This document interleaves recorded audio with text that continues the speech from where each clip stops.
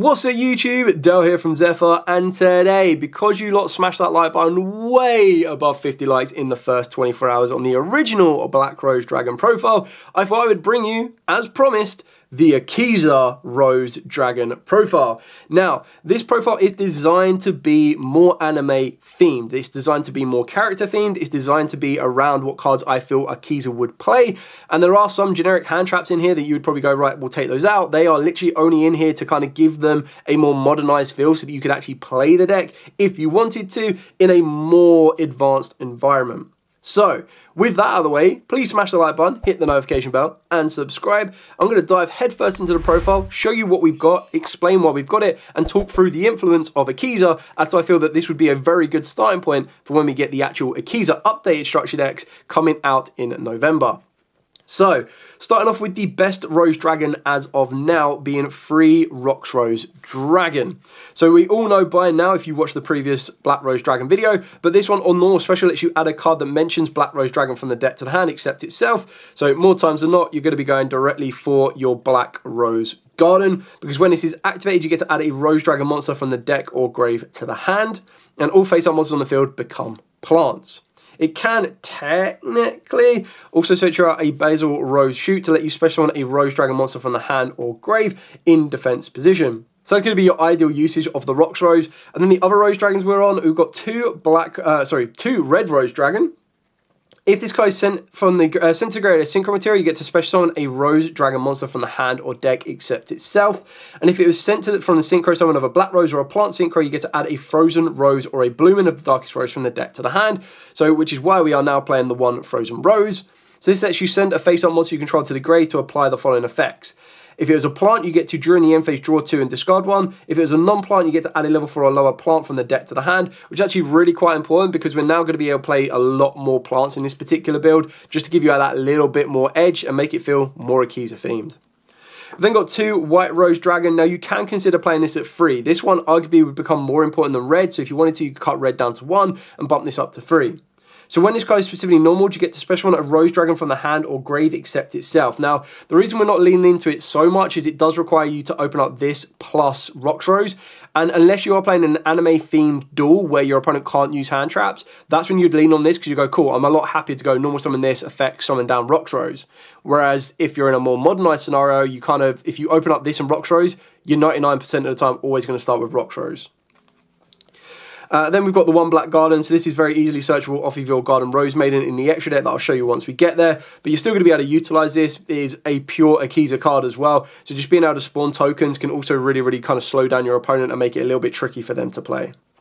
Moving on to the plant monsters, we are on 3 of the brand new Vengeful Witch. So you control a Black Rose Dragon specifically, a monster that mentions it, or a plant synchro, you get to special on this card from the hand. If it's sent to the graveyard as and a synchro monster is on the field, you get to discard 1 card to special on a plant with 15 or less defense from the deck. So the benefit of something like that is that's going to get you direct access to your Twilight Rose Black Knight, which we are playing 2 of because it can technically be a later game starter for you, but you can again very easily cut this down to 1. The deck build is currently 42 cards, so that's when you can kind of go, well, I'm happy with 1 Twilight Rose, I want to adapt the levels, or I want to adapt the kind of ratios, but then we also play a lot of one-off plants I'm going to show you as well, so it kind of gives you a bit of an idea of where you could choose to take it. Then for the plant monsters, or the rest of the plant monsters, 3 Lone Fire Blossom just gives you direct access. Like if this is your normal summon opposed to a Rocks Rose, this will get you direct access to any of your plant monsters that I'm about to show you, as well as the plant monsters I've just shown you here in the brand new Twilight and Vengeful Witch. So the other plant monster we play is 3 Rose Princess. So this one has the ability, if only your opponent controls a monster, you get to special summon it from the hand. If summoned this way, you get to treat it as a tuner. You can only special summon it once per turn this way, but you also have the ability to discard this card to add a White Rose cluster from your deck to the hand. So it gives you that ability, going second as a free extender, but going first, you get to discard it to grab your White Rose, and if you control no monsters, you get to special summon a Rose Dragon monster or a plant monster from the hand. So again, still acts as an extender, going first or second.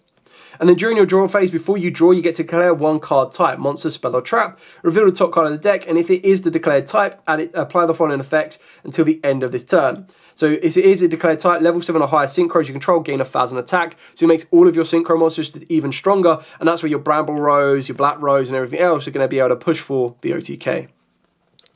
Then Akizas Classics in 2 Roddy Rose Witch and 1 Witch of the Black Rose. And then following this up with the 1 Dark Rose Fairy, 1 World Carrot Weight Champion, and 1 Spore, alongside the 1 Stay Sailor, the 1 Rose Girl, and the 1 Glark Bulb. So you've got like a lot of one-off plants. Some of these you want to be sending from the deck to the grave with your Rose Garden Maiden.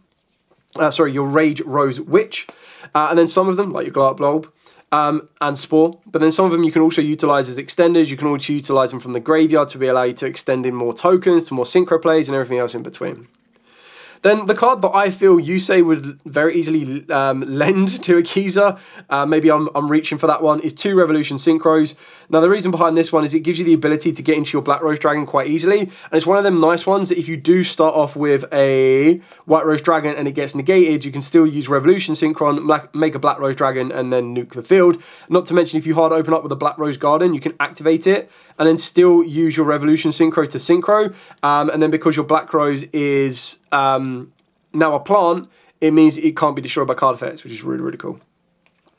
And then for the hand traps of choice, entirely up to you on this one, Ashes and Imperms. But like I said, if you want this to be pure Akiza, you take out straight away, you've only got to find 4 more slots. Those 4 more slots can be a 3rd Revolution Synchron if you want to be that way, or you can play 3 Red Dragons, 3 White Rose Dragons as well. So you can kind of really increase those limits depending on what you're trying to achieve with the deck.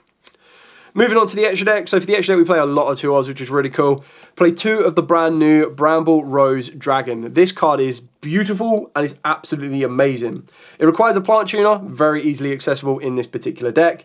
Each time your opponent activates a monster effect, you inflict 600 damage to them. And if you do, all monsters your opponent controls will also lose 600 damage. You can use each of the effects once per turn. And then during the main phase, you get a quick effect to tribute this card to special summon a Black Rose Dragon from the extra deck. And it is treated as a Synchro Summon. And the reason it's important that it's treated as a Synchro Summon is that your Black Rose Dragon is, when this card is synchroed, you destroy all cards on the field. The benefit of that one is if it becomes plant, you can't destroy your own monsters, which is really, really cool. And then because it is a Black Rose deck, we've got the 1 Black Rose Moonlight, so the flavours of all.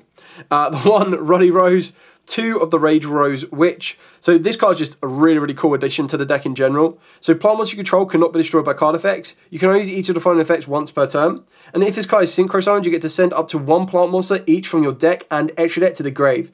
You can't special summon from the extra deck for the rest of the turn except synchros. And if this card on the field is destroyed by card effect while they're in your graveyard, if a card on the field is destroyed by card effect while it's in the graveyard, you get to special summon it back. And it just protects all of your plant monsters. And then with the Black Rose Garden, everything becomes plant. So you're in a very good position. Then we've got the Crystal Wing, another option off of the Revolution Synchron. The 1 F.A. Dawn Dragster. The 1 Circle of the Fairies just gives you the ability to gain back a little bit of life points. And you also get to normal summon an insect or plant in addition to your normal summon or set. So that gives you another access to your plant monsters. 2 Garden Rose Maidens. The reason you're playing 2 is that 1 will be sent with your Rage Rose Witch. And then you'll use its graveyard effect to bring back the Bramble Rose, as you saw in the previous combo on the last Black Rose video. And then the final 2 cards you play is the 1 Crossrose and the 1 Aramus Erefi Jasmine. You don't have to play the Jasmine, you can cut that out completely as well. Another one that you could consider, and I've put it to one side, is your Garden Rose Fiora. And then you could also go up for a 3rd Bramble Rose if you wanted to as well, just to kind of give you another Akiza-esque feel. So if you're like, this isn't a card that Akiza will play, you go, okay, cool, well, there's a Bramble one. And you go, Dawn Dragster, that's not a card that Akiza will play. You go, okay, cool, take it out for the Garden Rose Flora. So it really kind of comes down to, do you want the deck to be Akiza themed, but still be like playable at a local environment? Or do you want to take it to a anime themed specific only event? And if that's the case, then you'd adapt this a little bit more. But I still feel that this is probably the most accurate Akiza list you could go for while still having that playable edge to it as well. So that's pretty much it for the entire profile. Very straightforward, very simple. The baseline is shown in the more competitive version of the Black Rose deck that I did the other day. But then off the back of that as well, this is kind of just one of the ones, as I mentioned I would do, to kind of give you a more modernized feeling of an Akiza themed deck. And I think we're going to see even more of that when we get the Akiza decks in November as well, alongside Yusei and Crow. So we're going to be getting Black Wings, Synchrons, and Black Rose. Hopefully there'll be some new like exclusive Black Rose cards in there, but yet to know from that one. It'll be really kind of cool to see and go from there.